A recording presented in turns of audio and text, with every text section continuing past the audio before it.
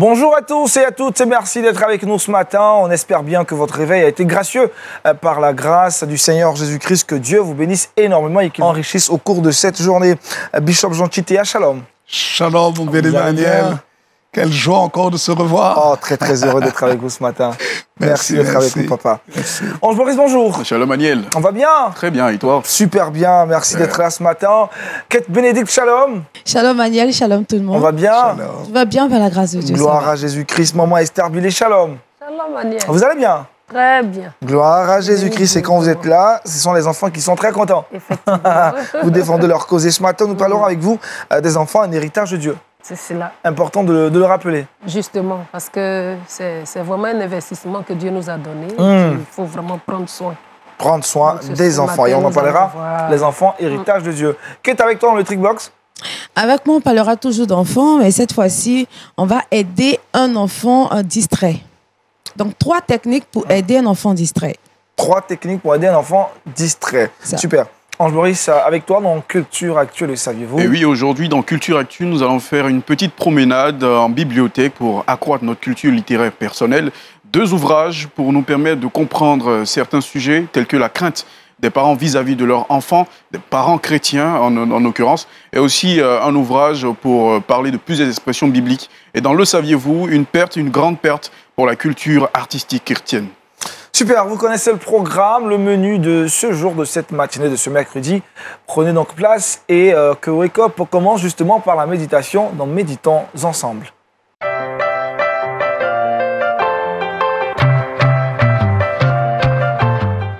Avec le Bishop Jean Chitea, le thème général « Femme, laisse Dieu t'utiliser », le sous-thème qu'il aborde ce matin, il faut accepter le programme de Dieu pour la femme. Allez-y, Bishop. Merci beaucoup pour cette opportunité, cette occasion. Et je voudrais en même temps saluer tous nos téléspectateurs, tous nos bien-aimés qui sont en ligne avec nous, de par les nations. Que Dieu vous bénisse abondamment. Et nous voulons ensemble partager cette parole, car dans Wake Up, nous nous réveillons. Et nous voulons que les femmes se réveillent. Que Dieu soit béni. Amen. Alors, Amen. je voudrais intituler, comme notre bien-aimé Aniel l'a dit, Femme, laisse Dieu t'utiliser. Mais nous allons voir qu'en fait, quand nous disons Femme, laisse Dieu t'utiliser, c'est que l'homme a aussi sa part dedans pour que la femme soit utilisée correctement par Dieu. Alors, j'aimerais lire ce texte dans Actes des Apôtres, chapitre 2, versets 16 à 21, où il est écrit le jour de la Pentecôte, lorsque l'apôtre Pierre prêche, et il dit ceci, après avoir reçu le baptême du Saint-Esprit. Il dit ceci, dans les derniers jours, nous lisons à partir du verset 16, pardon, Actes chapitre 2, versets 16 à 21. Mais c'est ici ce qui a été dit par le prophète Joël. Dans les derniers jours, dit Dieu, je répandrai de mon esprit sur toute chair. Vos fils et vos filles prophétiseront. Vos jeunes gens auront des visions et vos vieillards auront des songes. Oui, sur mes serviteurs et sur mes servantes, dans ces jours-là, je répandrai de mon esprit et ils prophétiseront, nous disent les Saintes Écritures. Verset 19 jusqu'au verset 21. Je ferai paraître des prodiges en haut dans le ciel et des miracles en bas sur la terre, du sang, du feu et une vapeur de fumée. Le soleil se changera en ténèbres et la lune en sang avant l'arrivée du jour du Seigneur, de ce jour grand et glorieux. Le verset 21 nous dit, alors quiconque invoquera le nom du Seigneur sera sauvé. Amen, amen, amen. Amen. Alors, lorsque nous lisons ce texte ici, nous voyons que l'apôtre Pierre prend un texte qui date de plusieurs siècles auparavant, le texte de Joël, la prophétie de Joël. Et quand il utilise cette prophétie de Joël, il parle justement de la fin des temps, en disant que dans les derniers jours, Dieu répandrait son esprit sur toute chair. Et il venait lui-même, avec les femmes, de recevoir le baptême du Saint-Esprit.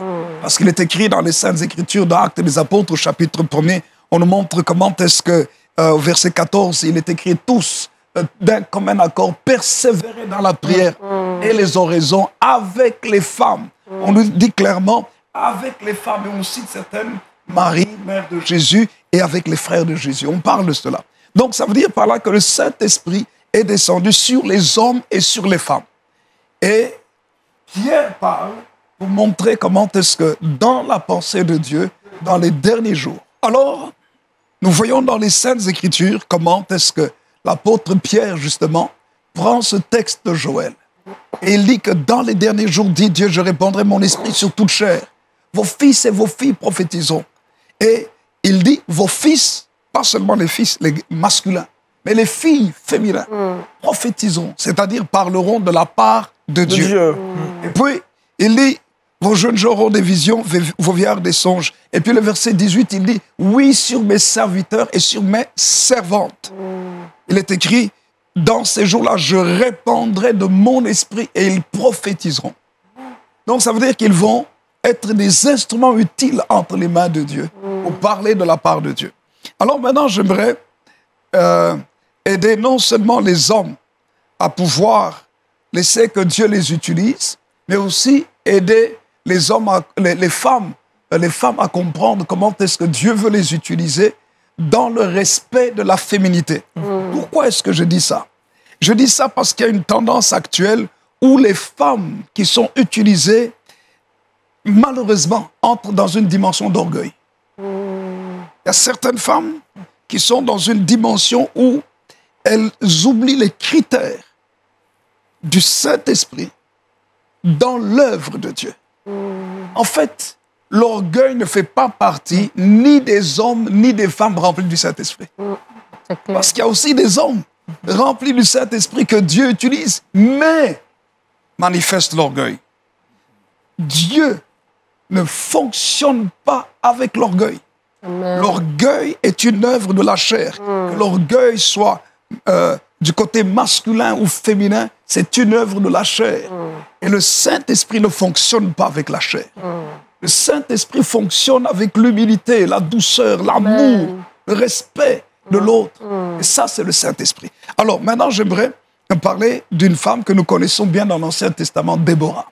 N'est-ce pas? Il est écrit ceci dans le livre de Juges au chapitre 4. J'aime particulièrement l'histoire de cette femme, Déborah, parce que la caractéristique de cette femme, c'est que c'est une femme de notoriété publique, mais j'aime son arrière-plan. Notoriété publique, une femme qui avait de l'autorité, une femme qui avait de l'influence en Israël, et il est écrit ceci d'elle, Juges chapitre 4, le verset 4 et 5, juste les deux versets, versets 4 et 5. Mais vous lisez l'histoire dans Juges chapitre 4 et chapitre 5, l'histoire de Déborah. Il est écrit ceci, versets 4 et 5. Dans ce temps-là, Déborah, prophétesse, femme de Lapidote, était juge en Israël. Elle siégeait sous le palmier de Déborah, entre Rama et Bethel, dans la montagne d'Éphraïm, et les enfants d'Israël montaient vers elle pour être jugés. Qu'est-ce que nous voyons d'elle? Nous voyons d'abord que c'était une femme qui avait une famille. Une femme qui avait un mari. Et on cite le nom de son mari. Pourquoi est-ce qu'on cite le nom de son mari? Et pourtant, on la connaît, elle, plus que Lapidote. C'est parce que cette femme avait un référent. Ce n'était pas une femme parce que Dieu l'avait ointe et qu'elle était juge, elle était très intelligente, elle connaissait la loi, que son mari était gommé. Non. La Bible dit clairement que l'homme est le chef de la femme, c'est-à-dire l'homme est la locomotive, il est la tête. Et une femme qui marche selon les principes de Dieu doit respecter son mari, même si son mari n'est pas connu. Amen, amen, amen. Même si son mari, dans la vie sociale, ne fait pas quelque chose d'exceptionnel, mais elle est exceptionnelle, cette femme-là, dans sa maison, elle est sous son mari. Elle est dans la mission. C'est pourquoi on parle de la soumission. Elle est dans la mission que l'homme doit faire dans sa vie. Si Lapidote ne permettait pas à Déborah d'être juge, tout Israël et les anciens d'Israël allaient écouter Lapidote. C'est pour ça qu'il est important qu'une femme ait de bonnes relations dans son foyer avant de faire le ministère à l'extérieur. Elle doit respecter son mari, comme la Bible dit. Elle doit être soumise à son mari. Elle doit avoir une bonne relation avec son mari. Elle doit être la femme de son mari. Elle n'est pas le leader, le juge de son mari. Et quand nous lisons les Saintes Écritures ici, nous voyons non seulement qu'elle était femme de Lapidote, mais elle était juge en Israël. Ça, c'est sa position sociale et sa position professionnelle, si on peut le dire ainsi. Et aussi sa position spirituelle devant le Seigneur, parce que juge, elle prenait la loi de Dieu pour expliquer et pour traiter les problèmes. Elle traitait les problèmes des gens avec les principes, les commandements divins. C'est comme aujourd'hui une avocate ou une juge simplement à la cour d'appel ou cour suprême ou peu importe. Elle, c'était avec la loi de Dieu. En plus de cela, elle avait une autre dimension de connaissance. Plus que la connaissance, elle avait l'onction. Elle était prophétesse. C'est-à-dire, Dieu lui révélait les choses cachées. Au-delà de la lettre pour dire, toi tu as tort, toi tu as raison, allez régler ce problème de telle manière, elle avait une autre dimension. C'est la dimension de l'onction prophétique qui était sur elle. Alors, j'aime l'histoire de cette femme parce que quand nous lisons, en fait, cette femme n'est pas devenue prophétesse extraordinaire de par elle-même. Regardez ce qu'il est écrit. En fait, quand vous lisez dans la parole de Dieu, vous allez vous rendre compte qu'elle était avec les fils d'Issachar. Quand nous lisons au chapitre 5, nous voyons qu'elle était au milieu des gens d'Issachar. Quelle est la caractéristique d'Issachar? Les fils d'Issachar, il est écrit dans 1 Chronique chapitre 12, verset 32, avaient la capacité de discerner les temps et ce qu'il fallait faire. Ça veut dire, comme elle était avec eux, c'était des hommes de Dieu qui pouvaient l'aider à pouvoir discerner, pour pouvoir marcher clairement dans la vie. Et c'est important qu'une femme soit avec les bonnes personnes. C'est pour ça qu'il y a des discussions que nous pouvons avoir. Parce que parfois, on peut se tromper et quelqu'un d'autre peut nous corriger. Même dans la prophétie. La parole de Dieu nous dit de ne pas mépriser les prophéties, mais de retenir ce qui est bon et s'abstenir de ce qui est mal. Qu'est-ce que cela veut dire? Cela veut dire par là que même dans la prophétie, quelqu'un peut dire des choses qui viennent de lui-même. Et les autres doivent juger. Quelqu'un ne peut pas dire « Oh non, ainsi parle l'Éternel », alors tout le monde dit « Amen, Alléluia », c'est bon. Non, non, non, non, non, non, non. Chaque prophétie doit être scrutée sur base des Écritures. Quand une prophétie sort du cadre des Écritures, il faut la questionner. Il faut la remettre en question. C'est pour ça que c'est très important de connaître les Saintes Écritures. Et les fils d'Issachar, remplis du Saint-Esprit, étaient là pour pouvoir marcher selon le plan de Dieu et savoir ce que Dieu voulait faire. Et nous voyons Déborah était là avec eux, nous disent les Saintes Écritures. Alors, vous voyez, ce que j'aime dans la vie de Déborah, nous la trouvons aussi dans une autre femme de distinction, Lydie, marchande de pourpre. Dans Actes des Apôtres, chapitre 16, à partir du verset 13 jusqu'au verset 15, vous voyez qu'il y a une femme qui était au lieu de prière avec les femmes. Et puis quand Paul et Silas sont arrivés, elles ont vu les femmes qui priaient, elles leur ont prêché la parole de Dieu. L'attitude de Lydie n'était pas de dire « Ah, un homme est venu s'infiltrer au milieu de nous ».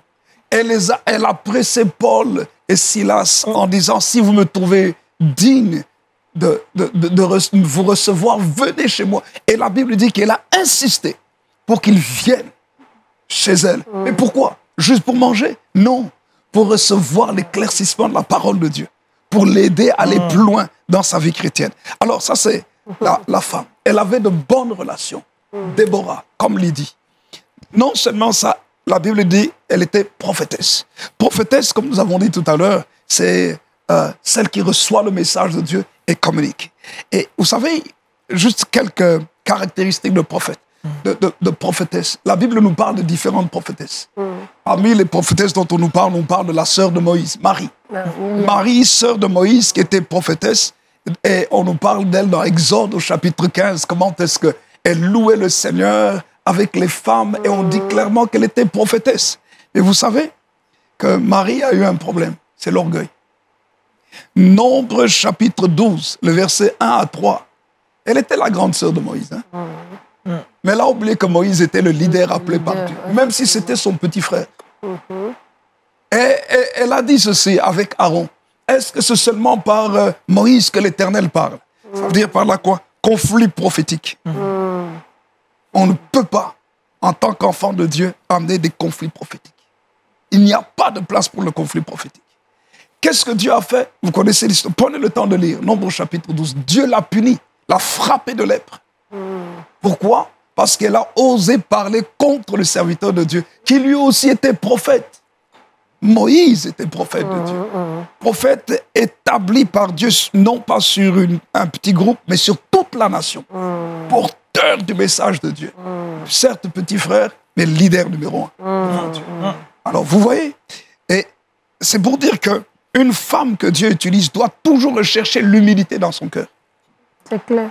Si elle ne cherche pas l'humilité, tôt ou tard, elle va subir le sort de Marie quand elle s'est rebellée, quand elle a mal parlé contre Moïse.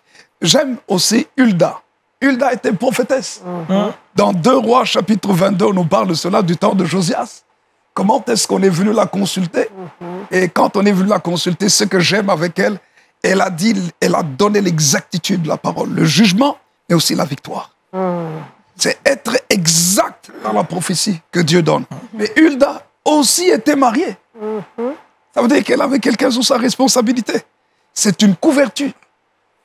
On nous parle de Anne dans le Nouveau Testament. Anne, fille de Phanuel, dans Luc chapitre 2. Versets 36 à 38, on nous montre comment est-ce qu'elle, après être devenue veuve, elle ne faisait que prier et jeûner. Elle était dans la maison de Dieu. La femme qui veut que Dieu l'utilise véritablement, elle doit rester dans le cadre de la prière. Elle doit être une femme de jeûne. Elle doit être une femme impliquée dans la vie de l'Église, parce que l'Église va la protéger. Aujourd'hui, il y a des femmes que Dieu commence à utiliser et puis elles se détachent de l'Église. Elle dit non, je vais faire mon ministère. Bon, si Dieu a convaincu les autres serviteurs de Dieu. Mais pourquoi est-ce que c'est nécessaire? Parce que l'Église est un cadre de protection doctrinale, protection même physique, protection contre les crises, parce que dans chaque ministère, les crises arrivent. Et si on est tout seul, on n'a pas une structure, nous pouvons vivre le ministère très difficilement. Pourquoi? Parce que dans le ministère, on grandit. Dans la croissance du ministère, on peut faire des erreurs. Et on a besoin de gens autour de nous qui vont nous encadrer, qui vont dire, ma fille, mon frère, c'est vrai, Dieu t'a appelé. Ok, c'est bien. Mais s'il te plaît, là, tu es en train de faire une erreur. Reviens dans le droit chemin. Ça permet à quoi? Au ministère de durer longtemps. Il y a trop de ministères, des gens qui sont appelés sincèrement par Dieu, mais qui n'ont pas compris les principes de la protection. Et qui après ont dévié. Et puis vous revenez à la fin de leur vie, on n'entend plus parler d'eux. Leur nom a disparu. Mais ça, ce n'est pas la volonté de Dieu. Non, pas du tout. Et pourquoi? Parce qu'on a fait des erreurs. Et Anne est restée dans le temple. Elle était prophétesse. Dieu l'utilisait.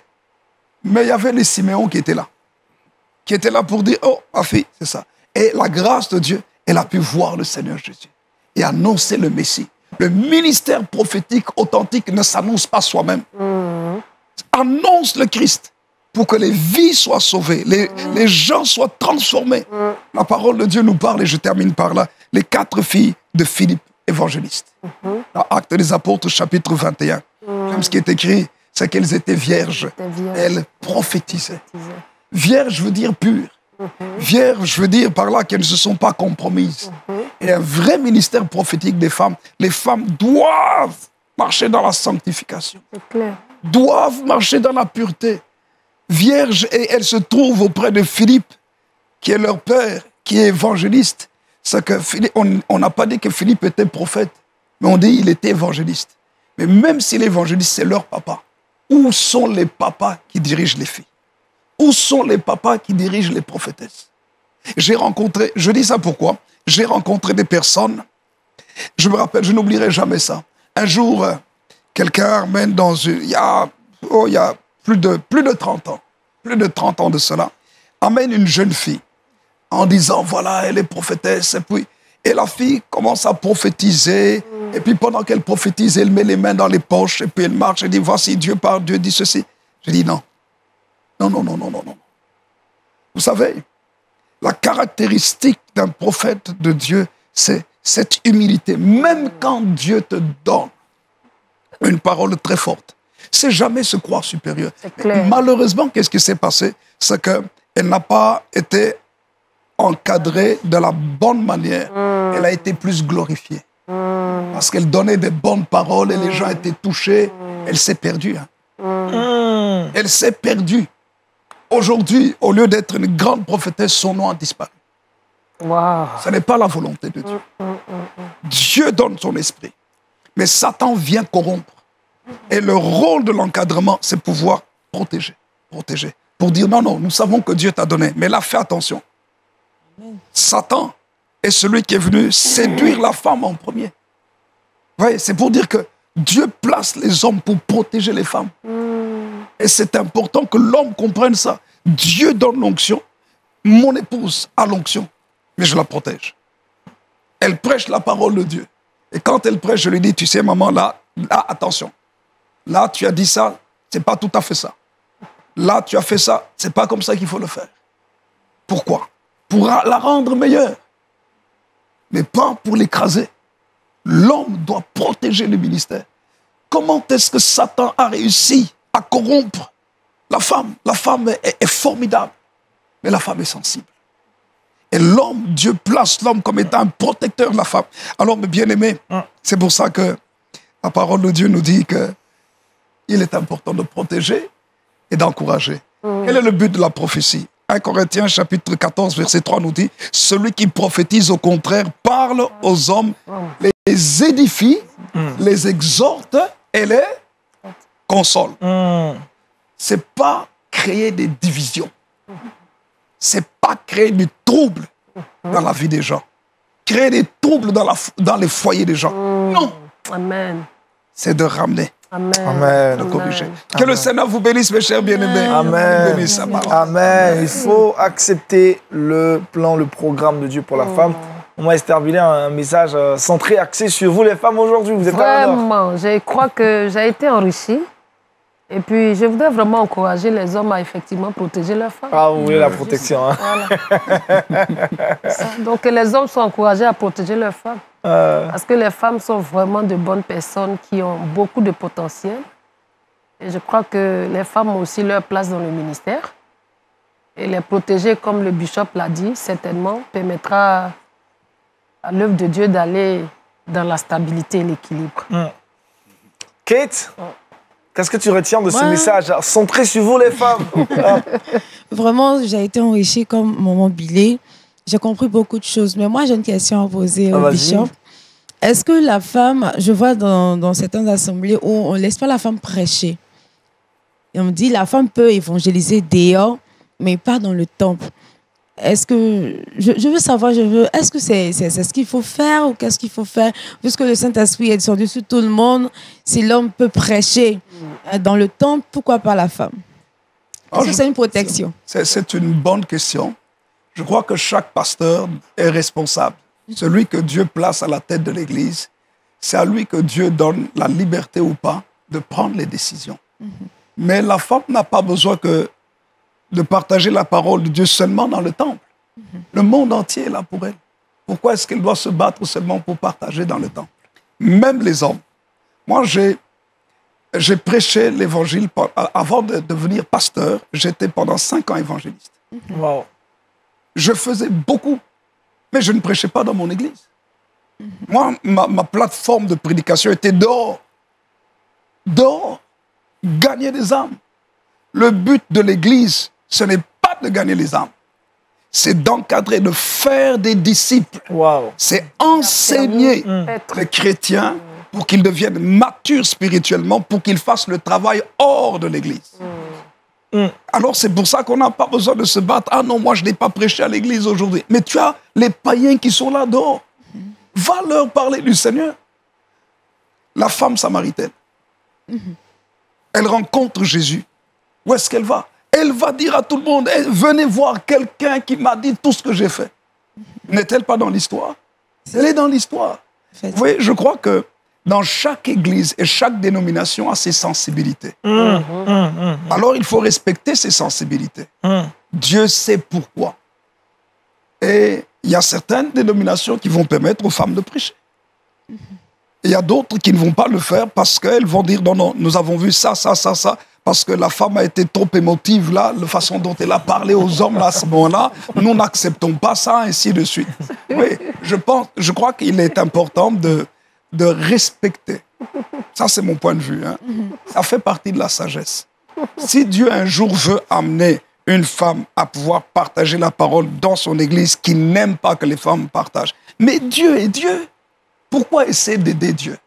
Dieu est Dieu, il permettra qu'un jour le pasteur là entende la femme parler aux païens, parler aux autres femmes, et ça va tellement le toucher qu'il dit non, moi ici, je veux l'amener pour qu'elle parle. Elle parle sous ma couverture. Vous connaissez Joyce Meyer, n'est-ce pas? Joyce Meyer ne parle pas d'elle-même. Les gens voient Joyce Meyer, Joyce Meyer, Joyce Meyer, mais elle-même va vous dire que si elle prêche, elle est sous la couverture de son mari. Si, c'est ce qu'elle dit. Aussi simple que ça. Donc, si le pasteur ne veut pas, respecter le pasteur. Aussi simple que ça. Que ça ne vous frustre pas en disant on bloque les femmes. Pourquoi? Qui dit qu'on bloque les femmes? Dans un petit endroit, l'église, même si l'église a 10 000 membres, c'est un petit endroit à côté d'un pays qui a 20 millions de personnes. Vous comprenez? Il y a combien de femmes qui ont besoin d'être touchées? Seulement celles qui sont là. Laissez le pasteur rester le responsable. Le Saint-Esprit est sur lui. Laissez le pasteur conduire l'église. Beaucoup de gens se révoltent en disant « Moi, on m'a bloqué, on bloque mon ministère. À cause de cela, je quitte l'église. » Non, quelle grossière erreur. Si Dieu vous a placé quelque part, il sait pourquoi il vous a placé là. Même les épreuves font partie du programme de Dieu. Pourquoi? Parce que les épreuves brisent le caractère. Il y a trop de gens charnels que j'ai trouvés dans le ministère. Et je bénis le Seigneur de ce qu'il y a des choses que mon pasteur, quand j'étais jeune, bouillant, que mon pasteur ne m'a pas donné l'occasion de faire. Parce que j'ai dit, mais hey, j'aurais pu faire des dégâts. Heureusement que c'était un homme sage qui m'a freiné. Il a vu le potentiel qu'il y avait en moi, mais il ne m'a pas permis. Il a vu le zèle, mais il a vu aussi que il devait me protéger en ne me permettant pas à un certain moment, jusqu'à ce que je sois suffisamment mûr. Et il dit, maintenant, viens, mets-toi là. Prêche la parole. Enseigne au peuple. Et quand je fais une erreur, il dit, là, tu as dit ça, ça, ça. C'est vrai, c'est pas bon. Il corrige. Et j'accepte. Et je m'humilie. C'est ça qui donne la solidité au ministère. J'aurais pu dire, mais les foules sont en train de me suivre. Je fais ministère d'évangélisation. Et j'ai beaucoup de gens qui sont là même. Je rassemble plus que dans l'église. Alors, bon, allez, je quitte l'église. Non, je n'ai jamais fait. Je peux vous dire que même parfois, est-ce que vous croyez que le pasteur, il dit toujours des choses agréables aux autres? Il y a parfois des moments difficiles, hein? Mais c'est Dieu qui te teste. Oui. Qui teste ton humilité. Yes. Pour que tu sois Josué. Mais les Coréens Dathan, Abiram, ils ont été disqualifiés. Oui. Moïse les appelle. Il dit non. Non aussi. Vous voyez? Et le feu de Dieu est descendu sur eux. Leur ministère n'a pas duré longtemps. Pour que notre ministère dure longtemps, respectons les principes de l'Église, quelle que soit l'Église dans laquelle nous sommes. Si c'est une Église dans laquelle on dit, voilà, nous permettez aux femmes de prêcher, gloire à Dieu. Si c'est une église dans laquelle on dit, non, on ne permet pas aux femmes de prêcher dans le temple, gloire à Dieu aussi. Gloire à Dieu. Merci, Bishop. Dans tous les cas, Dieu est glorifié. Merci beaucoup, Bishop. Voilà, tout est clair, on a bien compris. Tout est clair, Donc, des mamans, soyons humbles. Va prêcher dehors. Et allons prêcher, allons faire des actions. Va dans les fêtes de Laisse ton mariage. bishop prêcher à l'église, toi, va dehors. Va prêcher Il y a dehors. tellement de marchés où il y a du monde. Va prêcher. Voilà. C'est Merci vraiment beaucoup, Bishop. l'humilité qui doit nous caractériser. Voilà, Kevin Clark. Il faut accepter le programme de Dieu pour la femme, l'exhortation ce matin donnée par le Bishop Jean Chitea. On retrouve à présent Ange Boris pour la rubrique Culture Actu.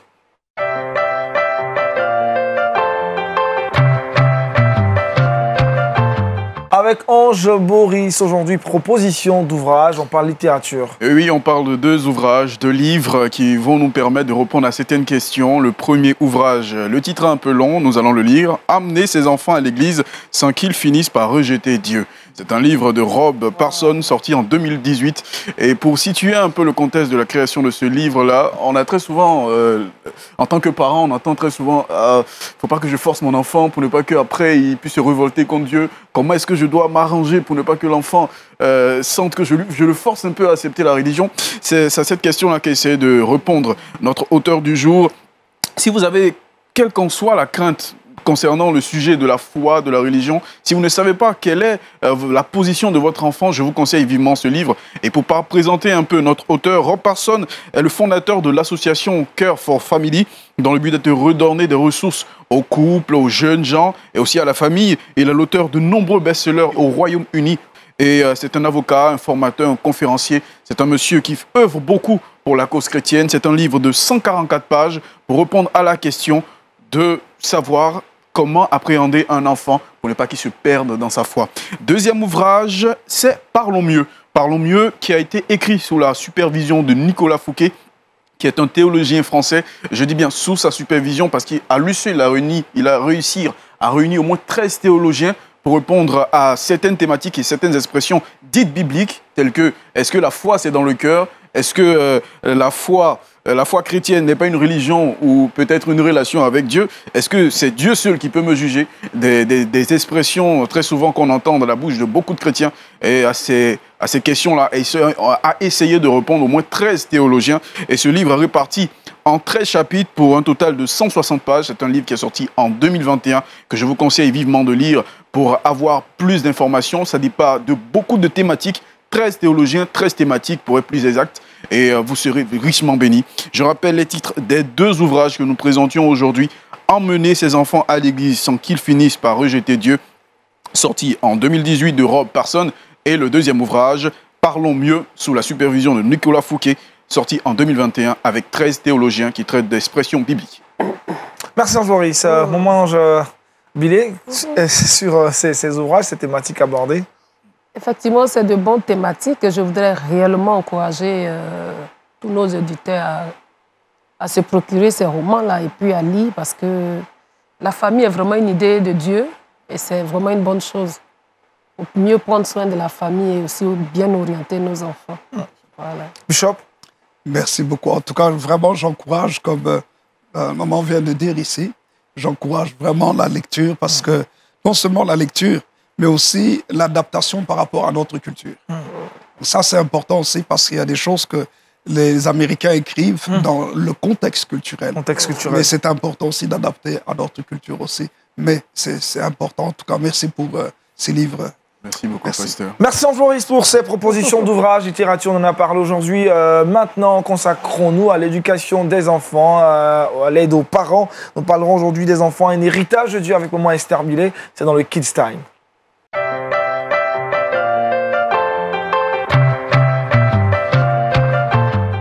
Les enfants, un héritage de Dieu, c'est le sujet du Kids Time de ce jour. Maman Esther Billet, comment un enfant peut-il être connu comme un héritage de Dieu? Ok, nous allons déjà écouter notre lectrice de ce matin et puis ensuite on verra. Psaume 127, le verset 3. Voici des fils sont un héritage de l'Éternel. Le fruit des entrailles est une récompense. Comme les flèches dans la main d'un guerrier, ainsi sont les fils de la jeunesse. Heureux l'homme qui en a rempli son carquois. Ils ne seront pas confus quand ils parleront avec des ennemis à la porte. Merci, chère sœur, pour la lecture. Alors, nous disons que les enfants sont un héritage parce que, selon la parole de Dieu, déjà, le Seigneur nous dit que les enfants sont un héritage. Et l'héritage, en fait, c'est quoi? C'est tout ce que nous amassons en tant que génération première que nous confions à la génération à venir. Donc, c'est ce que nous léguons à la génération à venir. Et le Seigneur nous dit que les enfants sont cet héritage-là. Alors, s'ils sont réellement cet héritage, je crois qu'il y a une responsabilité au niveau des parents eux-mêmes. Parce qu'alors, comme il aura une transmission, il va falloir faire le bon dépôt avec les bonnes manières pour que l'enfant puisse saisir déjà l'héritage et le rendre comme il le faut. Et c'est cela que je voudrais réellement inculquer à toutes nos familles qui sont à l'écoute pour leur dire, ne délaissez pas vos enfants parce que Les enfants sont votre espoir de demain. Les enfants sont votre... Est-ce qu'il y a encore un autre mot? Sont votre espoir de demain. Et l'espoir de demain, ça se prépare aujourd'hui. Donc, voyez vos enfants comme votre héritage et votre espoir de demain. Ce qui revient à dire que dans le processus, l'enfant apprend son identité de vous qui êtes les parents. C'est par la famille et la communauté, c'est au travers de ces entités que l'enfant apprend de qui il est et ce qu'il va être demain. Pour juste ouvrir une parenthèse, ce que je vais communiquer à mon fils, l'image de la mère que je vais communiquer à mon fils et qu'il va recevoir, c'est la même image qu'il aura de sa propre femme. Donc, il va voir sa femme comme il verra sa mère. C'est pour cela que vous pouvez remarquer de temps en temps dans la vie de certaines familles, il y a des enfants qui marient. La femme, elle est carrément comme si elle était la maman en miniature, c'est-à-dire en termes de corpulence, de ressemblance et tout. Parce que je reproduis ce que j'ai, ce qu'on m'a donné. Je reproduis ça. Donc, quand je donne à l'enfant les bonnes, on va dire les bonnes ressources, cet enfant-là, demain, va les rendre et les amplifier de la bonne manière et il sera l'adulte qu'il faut.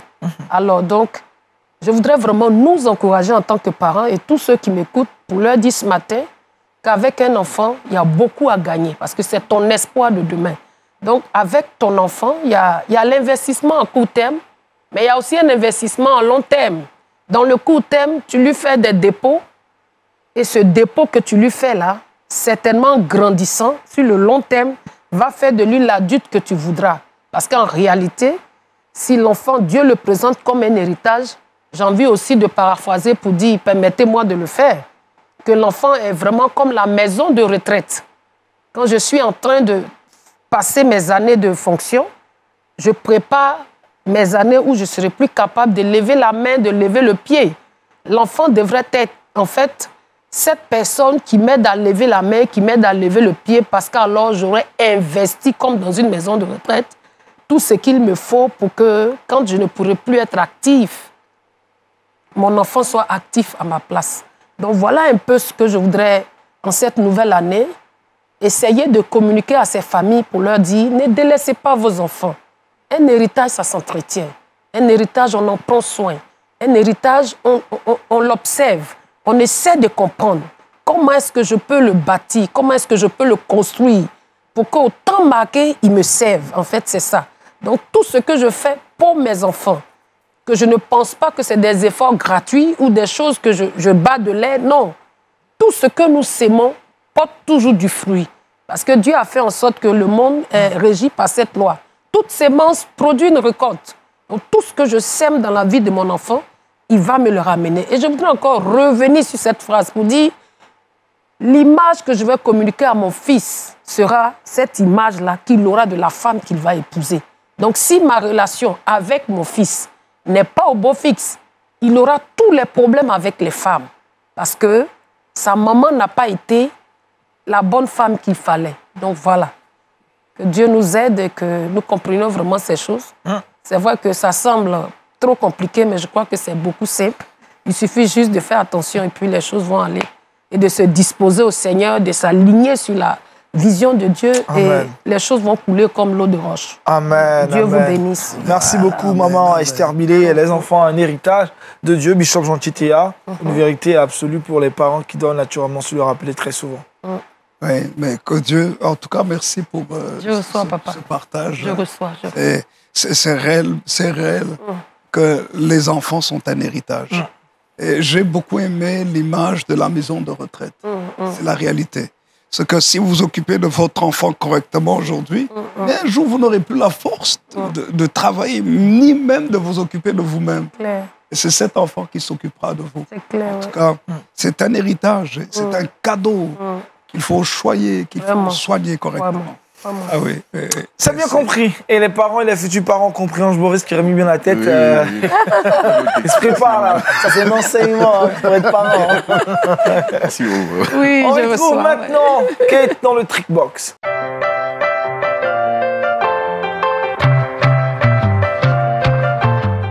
Les enfants sont certes un héritage de Dieu, mais par moi, on retrouve des enfants très, très distraits. Très distraits. Un héritage qui est distrait. Comment il faut le canaliser? Effectivement, il faut aider les enfants distraits parce que c'est pas facile. L'enfant, on dit en Côte d'Ivoire, il a la bougeotte. Donc, lui, il bouge seulement. Il peut pas rester dans un endroit pendant un bon moment et c'est difficile. Alors, moi, j'ai 3 techniques pour vous aider à aider cet enfant distrait à être plus stable. La première technique, c'est de jouer à des jeux qu'il aime. Donc, faire des activités qu'il aime. Kate aime bien les chansons, donc on va chanter un chant. Le premier couplet, ensuite le deuxième couplet. Au fur et à mesure, l'enfant va apprendre à se concentrer sur que la musique. Donc, si c'est quelque chose qu'il aime, il sera plus concentré, mais si c'est quelque chose qu'il n'aime pas, ça sera difficile. Donc, des choses qu'il aime, des activités qu'il aime. Ensuite, lui donner une information à la fois. Kate va te laver. Pas Kate va te laver et tu vas passer à table. Non. Kate va te laver. Et c'est ce qu'il faut faire. Il faut parler lentement de telle sorte que l'enfant puisse comprendre et assimiler ce que vous êtes en train de lui dire. Si vous êtes rapide, il ne pourra pas comprendre. Donc, Kate va te laver. Et pour terminer, il faut informer l'enfant de tout changement. Donc, Kate va te laver. Kate est dans la douche. Kate, il te reste 5 minutes, tu iras à table. Voilà. Donc, on informe l'enfant du changement et l'esprit de l'enfant se prépare à aller rapidement à table après avoir pris sa douche. Donc, voici quelques techniques qu'il faut appliquer pour aider cet enfant à être canalisé. Voilà, c'est tout. Maman Esther Bulé. Oui, je voudrais vraiment bénir Kate ce matin pour ces 3 choses. Et puis, certainement rajouter pour dire que les enfants, en fait, ils apprennent dans la routine. Donc, plus il y a une routine qui est installée, l'enfant va se retrouver et ça le canalise. Ça l'aide à vraiment être, on va dire, canalisé, à être dans un processus avec la famille. Donc, c'est vraiment important, comme elle a dit, une chose à la fois. Mais si l'enfant sait que le matin, quand je me lève, maman me dit toujours, va te laver, ça reste. Même si maman change, mais la routine qui a été déjà positionnée, parce que l'enfant aussi écoute le message non verbal. L'enfant arrive à pouvoir accepter les heures et puis à se canaliser. Il sait que dès que je me lève, pas directement au petit déjeuner, mais dans la douche. Voilà, ainsi de suite, et on a gagné. Voilà. Bishop Jean, avec l'assurance que vous avez de père. Oui, non, mais c'est formidable parce qu'en fait, il y a une différence vraiment entre les garçons et les filles. C'est clair, hein? Et ça c'est évident. Les garçons, on peut dire que pour certains domaines, ils sont très distraits. Il faut une répétition systématique et pour qu'ils puissent y arriver. Et les filles sont différentes. Donc, je crois que comprendre la différence aussi pourra permettre d'adapter les différentes méthodes. C'est clair. Voilà ce que je voulais dire. Rappel des 3 techniques pour canaliser un enfant distrait. Jouer à des jeux qu'il aime ou faire des activités qu'il aime et lui donner une information à la fois et ensuite l'informer de tout changement. Merci Kate pour ces 3 techniques pour canaliser un enfant distrait. Retrouvons maintenant et à nouveau Ange Boris dans le Saviez-vous.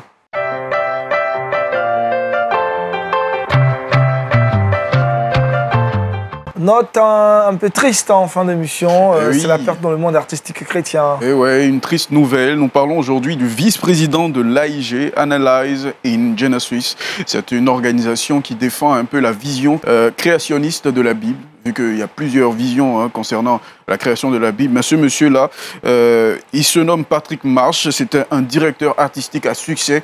Il est décédé récemment à l'âge de 77 ans.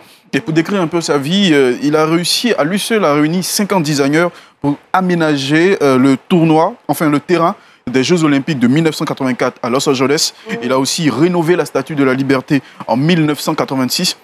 Et il est beaucoup plus connu pour sa conception de l'Arche de Noé en grandeur nature au Kentucky et aux États-Unis. C'est un monsieur qui a beaucoup œuvré pour la culture artistique chrétienne dans le monde entier. Il est reconnu partout dans le monde et c'est vraiment triste de le voir partir à 77 ans. Il a laissé un héritage. Un grand héritage. Oui. Il faut vivre pour laisser des traces. Merci Ange Boris. Certes, c'est une perte, mais on se réjouit pour le travail qu'il a abattu. Parce qu'il y a des signes, il y a des traces qui montrent qu'il a été vraiment connecté au Saint-Esprit pour toutes ces différentes créations artistiques dans le monde chrétien. Kate, le verset boussole. Le verset boussole, Ésaïe chapitre 8, le verset 1. L'Éternel me dit, montrons une grande table et écrit dessus d'une manière intelligible, qu'on se hâte de piler, qu'on se précipite sur le butin. Femme, laisse Dieu t'utiliser. C'est le message que le bishop Jean Kitté a laissé à toute la communauté féminine qui nous suit sur LMTV. On espère bien que le message est passé, très bien passé, parce qu'on a reçu des retours de 2 femmes sur le plateau qui représentent toute la communauté. Hein. Donc, on comprend bien que le message est clair et précis. Merci bishop. Merci. Ça fut très très enrichissant. Merci maman Esther Billet. Oui, on a compris que les enfants sont un héritage de Dieu. Merci Kate, merci Ange Maurice, merci à toute l'équipe de production, de réalisation, de Wake Up. Petite pensée à toutes ces personnes qui nous suivent au Mali, qui nous suivent également au Sénégal, mais aussi au Burkina Faso. Que Dieu vous bénisse énormément. Retrouvez Daniel Kragui demain. Je serai avec vous vendredi. D'ici là, portez-vous bien. Excellente suite du programme sur le TV. Shalom chez vous.